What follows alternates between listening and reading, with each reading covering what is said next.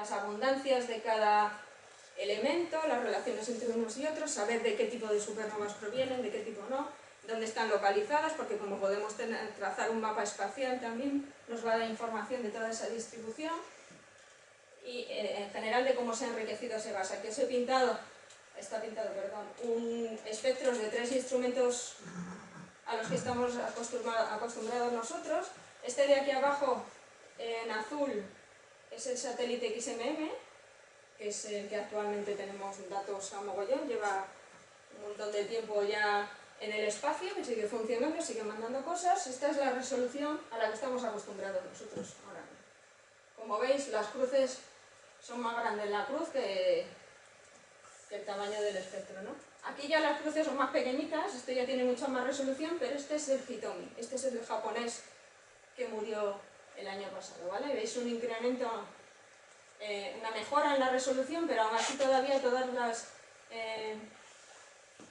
fichos, las chismas estas, ¿no? Las estructuras estas del espectro están muy difuminadas, ¿no? No se ven. Y esto es una simulación con este instrumento de Acina, con el SIFU, donde vemos toda la estructura de las líneas y se ven perfectamente, o al menos mucho mejor, de lo que se ven en los otros. Con lo cual vamos a tener más información. Sobre el universo energético, pues otro par de ejemplos. Los outflows, de esto que estaréis aburridos también de oírnos, los famosos AGN, los Active Galactic Nuclei, que son los agujeros negros que están en el centro de las galaxias. Esas galaxias se llaman activas. Y entonces, lo que podemos observar, porque ya sabemos desde hace tiempo que hay una relación entre el tamaño del bulbo de las galaxias y la masa del agujero negro que está en el centro, ¿no? O la dispersión de las velocidades de las estrellas que forman esas galaxias y el agujero negro que está en el centro. Eso significa que de alguna manera cuando se formaron, desde que se formaron, han estado interaccionando. Tiene una relación la propia galaxia con el agujero negro. Uno influye en el otro y el otro en el uno. Bueno, pues se cree que la influencia esa de los agujeros negros se realiza a través de una cosa que se llama UFOs, que no tiene nada que ver con los extraterrestres. No sé si está el acrónimo por ahí, Ultra Fast Outflow Spectrum, ¿vale? Ultra Fast Outflow, que son como, pues eso, outflows chorros, ¿no? Que están influyendo en el entorno de la galaxia. Eso se manifiesta como líneas resonantes de hierro ionizado, y entonces estudiando estas líneas, para lo cual necesitamos esta resolución espectral tan buena de este instrumento, podemos entender cuál es el estado de ese gas y cómo esos outflows pueden acabar produciendo vientos que pueden acabar con la formación estelar de las galaxias, ¿no? Entonces eso nos va a permitir conocer cómo es ese proceso, o al menos entender la física que se está produciendo. Y finalmente aquí tenéis un ejemplo, una cosa que va a permitir este instrumento es que estudiemos agujeros negros, pero los pequeños, los de las galaxias, que los tenemos cerca, son muy brillantes, y todos los procesos que ocurren en la escala de la vida humana, ¿no? Uno puede no morirse y ver más o menos qué pasa en un agujero negro de este tamaño, de masa estelar, mientras que no ve uno todos los procesos ni toda la evolución, digo uno o la humanidad en general, no una persona, sino, bueno, el conocimiento humano, ¿no? Mientras que en las galaxias, estas AGN, las galaxias grandes, los agujeros negros supermasivos, esos periodos de evolución nos sobrepasan, ¿no? Entonces uno no podía ver qué ocurre. Entonces esto es un laboratorio perfecto para ver en esos agujeros negros pequeños y muy brillantes cuáles son los procesos físicos, cómo son esos vientos que se están produciendo en el disco alrededor del agujero negro, que están alimentando el agujero negro, se supone que con la mediación de campos magnéticos. Pues todo eso, esos vientos que se ven reflejados en este tipo de líneas, nos van a dar información de los campos magnéticos que se están produciendo y de la física realidad de ese disco de acreción, ¿no? Hasta ahora ver estos discos, o esta física de estos discos con un telescopio tradicional, nos podía llevar 1000, 2000, 3000 segundos, 1000 kilosegundos, millón de segundos, mientras que ahora con esto en unos cientos lo vamos a poder hacer, ¿no? Con este instrumento. Entonces esto pretende ser que un laboratorio a pequeña escala de lo que van a ser los agujeros negros supermasivos y aprender la física de esto. Acabada la física, vamos a lo interesante. ¿Vale? No sé cuánto tiempo llevo porque tenía el contador. Te quedan 5 o 10 minutos. Vale. Este es el detector que va a ir ahí en ese botijo, que se llama un detector Test Transition Edge Sensor. Es un detector superconductor con una mecánica en principio muy sencilla de ver.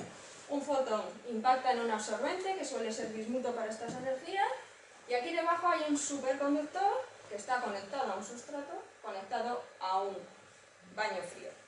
Este es el baño superfrío, y este superconductor es el que le gusta estar a unos 100 kelvin. ¿Por qué le gusta estar? Bueno, pues porque cuando este superconductor recibe un fotón de rayos X, claro, lo que le ocurre es que la temperatura sube de forma muy abrupta, ¿vale? Eso se tunea con la capacidad calorífica del chisme, con la conexión al baño térmico, todas esas cosas se pueden tunear, esta C, esta G. La cuestión es que absorbe un fotón, se produce un incremento muy fuerte en la temperatura que hace que el superconductor deje de serlo. Al calentarse pasa de ser superconductor a conductor normal, de forma muy abrupta. Esta transición abrupta ocurre a 100 milikelvins, más o menos. ¿Qué es lo que pasa? Que si tú tienes un circuito en el que está pasando continuamente una corriente que se llama de Bayes, pues en cuanto la resistencia aumenta brutalmente, la intensidad cae. Y entonces, ¿qué es lo que tiene uno? Cada fotón que llega produce una caída en la intensidad de esta manera, lo que nosotros llamamos un pulso. Si vemos en la señal un pulso de estos, hemos detectado un fotón.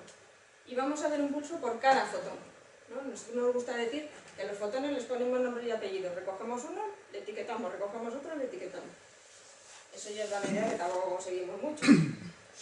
¿Vale? Entonces, ¿cuál es nuestra señal? Nuestra señal es una cosa como esta. Ya lo sabes muy bien. Uno se va a encontrar con una señal que está todo lleno de picos sobre una cosa más o menos continua que llamamos la baseline.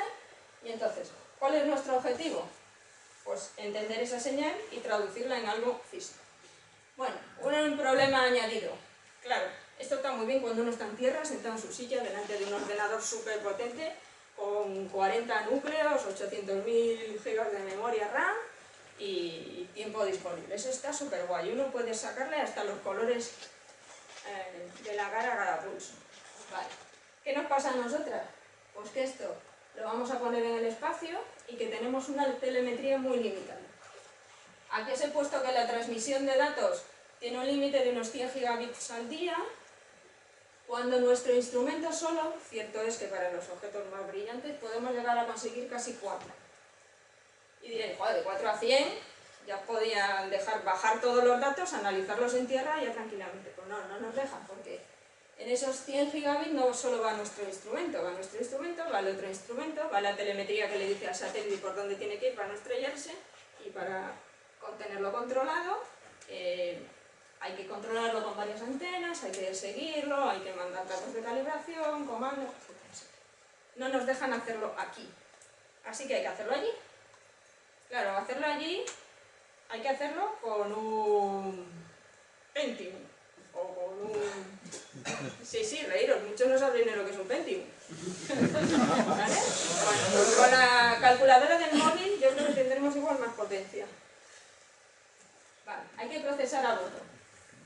¿Y dónde estamos nosotras? Porque hasta ahora no habéis visto dónde estamos Bea y yo. Vale, esto es un esquema de cómo se procesa, ¿vale? Este es el detector, y esto es lo que llaman el procesador de eventos, ¿vale? Como tiene tantos píxeles, los píxeles se multiplexan, salen en varios canales, y después eso se demultiplexa y nos llega a nosotros donde tenemos que encontrar todas esas cosas. Nosotros vamos ahí en ese cuadradito naranja que se llama Digital Readout Electronics Event Processor, procesado de eventos, ¿vale? Que tiene una parte de triggering que se hace en hardware, ¿vale? Hay una placa de hardware que va a encontrar los pulsos, o al menos trozos donde haya pulsos, porque los trozos que no tienen pulsos no nos interesan. Y luego vamos nosotras, que es el procesado detallado, ¿vale? con un software que nosotros hemos llamado Sirena, porque había que ponerle un nombre.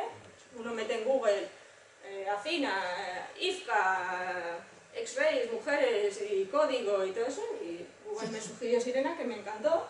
Y diréis vosotros que no tiene relación, pues que sí la tiene, hombre. A todos se le puede encontrar una relación y la tiene. Y eso es nuestro. ¿Vale? Pues ahí va Sirena, que es nuestro paquete de código para hacer qué. Bueno, nuestro objetivo es encontrar los pulsos, seleccionarlos y medirlos. Encontrarlos significa saber más o menos en tiempo no real, pero casi, es decir, a medida que va pasando, dónde empieza cada pulso. Para eso se utiliza la derivada, que es la que nos dice dónde cambia la forma abruptamente.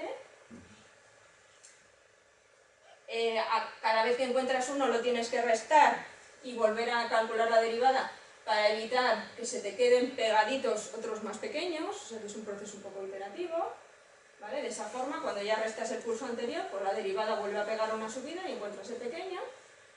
Eso todavía no funciona bien cuando los pulsos son muy pequeñitos, así que ahora estamos trabajando con meter wavelets, porque uno si no mete wavelets no hace nada en código, ¿no? Todo el código tiene que tener una parte de wavelets. Vamos a meterla como sea. Uno se encarga de cualificarlo, de decir este es bueno, este es malo, este viene muy pegado de otro, ¿no? Uno puede pintar cuán de cerca tiene el anterior, cuán de cerca tiene el siguiente, y se hace una escala, pues ve, los azules oscuros son los buenos, entonces ve que tiene que tener muy separado uno y bastante separado el otro para poder tener lo que llamamos de alta resolución, es decir, aquí hay una influencia de cuánto de cerca tienes unos y otros, pues hay que escogerlos un poco, uno nos valdrán para una cosa, otros para otra. ¿Son segundos? ¿Son segundos? Estos son muestras. Muestras significa nosotros muestreamos a 156 kHz. ¿Vale? O sea, esos son 6, entre muestra y muestra hay unos 6 microsegundos. Microsegundos. Y luego pues hay que analizar la energía, ¿no? Pues vale, pues uno empieza, vale, ¿y cuánta energía tiene esto? La ventaja es que el pulso la energía del pulso es proporcional pues, a una especie del área que engloba el pulso, ¿no? Vale, pues uno empieza con simplificación y dice, vale, todos los pulsos son iguales, solo que si tienen más energía son más grandes y si tienen menos son más pequeños. Y después, pues todo esto típico, el ruido es estacionario, es aditivo, una distribución gaussiana, ¿no? Puestos a pedir, pero con varianza conocida, no me depende de la señal, o sea, lo típico que llamamos la vaca esférica, ¿no? Pues, puestos a simplificar, simplificamos. Y entonces eso se convierte en una cosa que simplemente mis datos son una energía por un modelo, y minimizo un G cuadro, ¿no? Y voy probando qué modelito de estos es mejor para cada pulso del que estoy analizando. Digamos, pues se parece más a uno de 3, pues tendrá 3. Se parece más a uno de 0,5, pues tendrá 0,5. Eso si se acabara ahí estaría guay, pero no. Ese es el método que se llama filtrado óptimo, ¿no? Y como en todo G cuadrado uno divide datos menos modelo por un ruido, ¿no? Un error, un ruido. Pues se puede escoger dos modos de ruido, uno es utilizar el espectro del ruido, que eso nos permite luego hacer una multiplicación en el espacio de Fourier o simplemente de producto por señal, por ruido, de señal por ruido, ¿verdad? O podemos hacer cosas más sofisticadas como hacer la covarianza del ruido. Bueno, pues en eso estamos trabajando también, pero claro, esto ya es una aproximación muy aproximada, esto es un poco pedestre, aunque sea para hacer el espacio. Hay que ir refinando, vamos a ir refinando, ¿vale? ¿Qué cosas hay que corregir? Pues hombre, obviamente está claro que no todos los pulsos son una versión escalada de sí mismo. No, un pulso de 2 no es el doble que uno de 1 y ya está. ¿Vale? Tiene otra pequeña forma, entonces hay que ir corrigiendo. Por ejemplo, con el método de filtrado óptimo, este Optimal Filtering, tenemos una curva de este estilo cuando uno pinta la energía que saca al medir con la energía que realmente tiene el pulso. Se coge un simulador y dice, vale, yo le meto uno de 7, ¿cuánto me encuentra? 6. Ya, algo no está bien, y eso es porque los pulsos no son lineales. Entonces se le puede ocurrir una cosa que hay que ir probando, es cómo hacer que esta curva sea lo más lineal posible, porque eso nos va a ayudar. Bueno, pues a alguien se le ocurrió que podíamos cambiar esto, que es intensidad de corriente, a un espacio de resistencias. Y resulta que cuando tú te calculas la resistencia que corresponde a cada intensidad y pintas estas energías, la curva es mucho más lineal. Y eso mejora mucho los cálculos. Bueno, pues en esos modelos estamos trabajando, unos que hemos encontrado, otros que nos hemos inventado y que funcionan igual de bien. ¿vale? O podemos decir, vale, pues vamos a intentar modelar mejor los pulsos, de uno al siguiente, hago un desarrollo lineal, mido varias energías, bueno, hago una especie de desarrollo y trabajo con eso, ¿no? Ahí es donde va... Ah, por supuesto el ruido pues no es estacionario. Es bastante, pero no es estacionario. Y entonces, mejor que trabajar con el espectro del ruido o con la covarianza del ruido, es trabajar con matrices de covarianza, pero en la cima de los pulsos. No pensando que el ruido es independiente de la señal, sino midiendo el ruido que hay en cada señal. ¿Vale? Eso es un proceso súper complicado que se llama trabajar con matrices de covarianza, lo que os había amenazado. Pero trabajar con matrices de covarianza está muy bien si uno se baja a tierra y se arranca ese superordenador y lo calcula.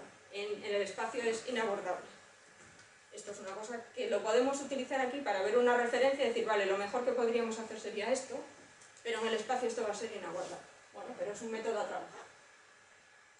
Podemos pensar en que, bueno, una cosa es modelar el pulso y otra es decir, vale, no tengo ni idea del pulso, voy a buscar un método que no me suponga qué forma tiene el pulso. Pues otra de las cosas que hay que meter siempre que uno trabaja en el código es TCA. Si tú no metes wavelet, si no metes TCA, no eres nadie en el mundo. Pues metemos TCA, a ver dónde cabe. Bueno, pues en PCA, pues simplemente tú el espacio de estos pulsos lo descompones en tus eigenvalues y eigenvectors, ¿no? Vectores propios y valores propios, escoges un par de ellos que son los más representativos. Los vectores propios, pues cada uno te informa un poco pues, de la forma del pulso, del tiempo de llegada, de otras tonterías. Te pintas todo, por ejemplo, esto es reproducido pulsos de 2 energías, ¿vale? Estos metidos al detector pulsos de 2 energías y cuando los representas en los 2 principales valores propios, pues ves que tienen una cierta geometría. Claro, encontrar cuáles son estas direcciones mientras tú te estás analizando los pulsos en un procesador a bordo y decirle cuáles son las direcciones privilegiadas, eso es una cosa que es una locura. Y ya no te digo nada si en vez de recibir solo 2 energías como aquí, pues recibes un espectro continuo. Bueno, con 2 energías, pues al final uno tiene unos histogramas como estos y puede medir, pero esto vuelve a ser una vaca esférica que ya veis. O sea, en resumen, y estoy acabando, lo que estamos haciendo de ello es trabajar con todos estos métodos, ver qué nos aporta uno, qué nos aporta otro, en qué rangos nos movemos.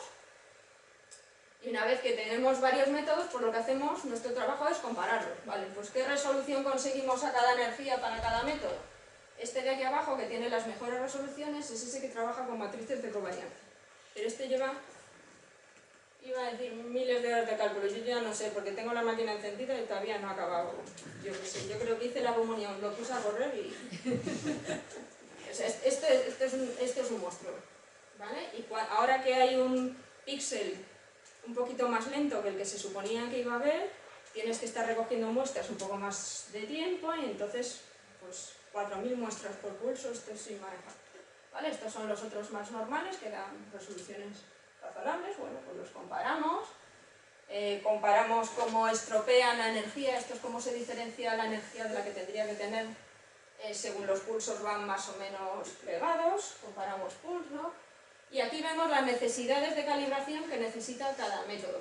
Aquí veis, estos son de optimal filtering, tanto en corriente como en resistencia, entonces no necesita hacer muchos pulsos de calibración, mientras que si quieres trabajar con las matrices de covarianza, necesitas trabajar para llegar a resultados normales con cientos de miles de pulsos, millones de pulsos, ¿vale? Cada vez que te tengas que hacer una calibración. Y esta es la última transparencia, que es un poco un resumen de entonces qué es el producto que os queremos vender, aquí vea yo, que es nuestro código Sirena, ¿vale? Nuestro código está integrado en lo que se llama el simulador de principio a fin de la misión. Ahora mismo hay un simulador que tú le dices, tengo estos fotones, mi fuente hace estos fotones, lo meto ahí en una caja de simulación y al final tengo algo que creemos que es lo que vería el detector. Lo analizo, digo si se parece, si no, si voy a poder hacer esto, ¿no? Vale, pues en ese simulador, que tiene una pata rápida y una pata lenta, que es la nuestra, porque va al detalle de cada pulso, está integrado Sirena. Esto está en un GIF, te lo puedes bajar, te lo instalas en tu ordenador y lo pones. Y lo tenemos todo documentado por si alguien tiene curiosidad en verlo, aquí en Ride 2, que nosotros somos muy modernos. enlaza entre el lead y el reader. Es una cosa pública y disponible y en esto es en lo que estamos trabajando. En algún momento habrá que escoger uno de esos algoritmos y decirle a los del hardware del instrumento tenéis que programar esto y esto es lo que va a procesar. Y eso es todo. Gracias.